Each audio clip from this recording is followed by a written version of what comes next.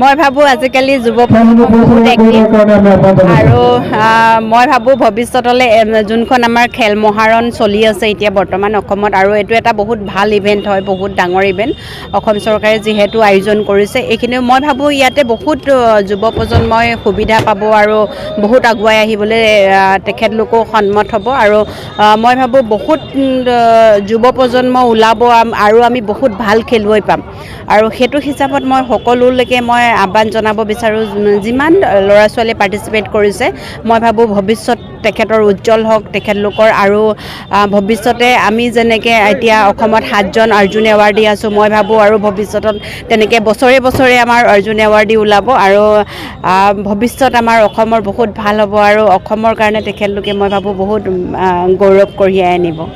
অসমৰ ৰাজ্যৰ চুকে কোণে লন বল বুলি ক'লে বহুতেই চিনি নাপায়, সেইটোৰ কাৰণটো কি বুলি ভাবে? কাৰণটো মই ভাবোঁ এনেকুৱা বহুত খেল আছে, অকল লন বল বুলিয়ে নহয়, ধৰি লওক এতিয়া পেঞ্চাক চিলা যোনটো আমি ভালকৈ ফুটাবই নোৱাৰোঁ, যেনেকৈ লন বলটো বহুতে ফুটাব নোৱাৰে, তেনেকৈ বহুত ইভেণ্ট আছে। কিন্তু আগতকৈ লন বলটো এতিয়া বহুত জনা হৈছে আৰু মই ভাবোঁ আজিকালি ধৰি লওক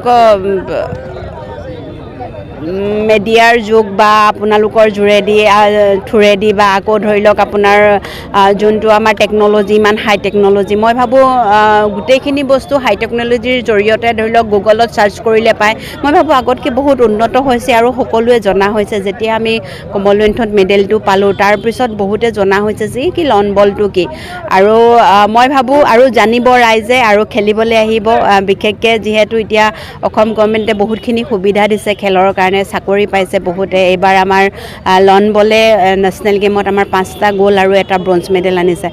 সেইটো হিচাপত আমাৰ দুৰ্গা দাস বৰুৱাই কৈয়ে গৈছে, প্ৰেছিডেণ্ট হিচাপে তেখেতে কৈছে কি আমাৰ যিহেতু 12জন গৈছিলোঁ, আমি গোটেই 12জনে আমি গ'ল্ড মেডেল পাইছোঁ।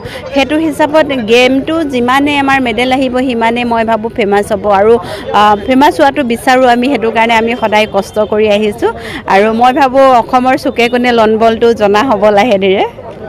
এইটো মানে আমি দেখিছোঁ লন বল সচৰাচৰ মানে খেলিবৰ কাৰণে এটা স্পেচিফিক ঠাইৰ প্ৰয়োজন হয়। গাঁও অঞ্চলতহে প্ৰতিভা আছে, সেই সম্পৰ্কে কি ক'ব?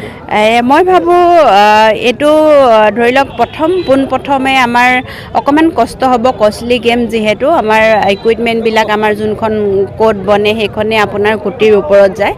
চ' সেইটো কাৰণে ধৰি লওক মই ভাবোঁ অকণমান কষ্টলি গেম, সেইটো কাৰণে কষ্ট কৰিব লাগিব আৰু যিহেতু মই গোলাঘাটৰ পৰা আহি যিহেতু গুৱাহাটীত বাস কৰি মই লন বলটো প্ৰতিষ্ঠা হিচাপে বা মই প্ৰেক্টিছ কৰি অকণমান আগুৱাই যাবলৈ চেষ্টা কৰিছোঁ, তেনেকৈ সকলোৱে কষ্ট কৰিব লাগিব। মই ভাবোঁ অকণমান কষ্ট কৰিলে আগুৱাই যাব পাৰিব। আপোনালোকৰ ইয়াৰে বিতুপন ৰাভা ছাৰে কৈয়ে গ'ল, তেখেতো কষ্ট কৰি যায়, তেখেতে প্ৰেক্টিছ কৰে গুৱাহাটীত, তেনেকৈ তেখেতো আগবাঢ়ি গৈছে। তেনেকৈ অকণমান কষ্ট কৰিব লাগিব, কাৰণ আপুনি কৈছে যিহেতু লন বলটো বহুতে নাজানে, নজনা গেম এটা আমি অকণমান আগুৱাই নিবলৈ হ'লে কষ্ট কৰিব লাগিব। সেইখিনি কষ্ট কৰিলেহে হ'ব, কাৰণ গাঁও অঞ্চলত বহুতে নাজানে, সেইটো হয়, কিন্তু সেইখিনি বস্তু আমি যেতিয়া সৰু সজাইলৈ যাব লাগিব প্ৰেক্টিছ কৰিবলৈ। আৰু মই ভাবোঁ এনেকৈ যিহেতু আমি যেতিয়া মেডেল আনি থাকিম আৰু যেতিয়া আমাৰ লন বল ইভেণ্টে অসমৰ কাৰণে গৌৰৱ কঢ়িয়াই আনিব, মই ভাবোঁ আমাৰ অসম চৰকাৰে আমাক দয়া কৰি আৰু ধৰি লওক এইটো ছাইডে লোৱাৰ আছামৰ ফালে বা আপাৰ আছামৰ ফালে দুইটা ছাইডে ধৰি লওক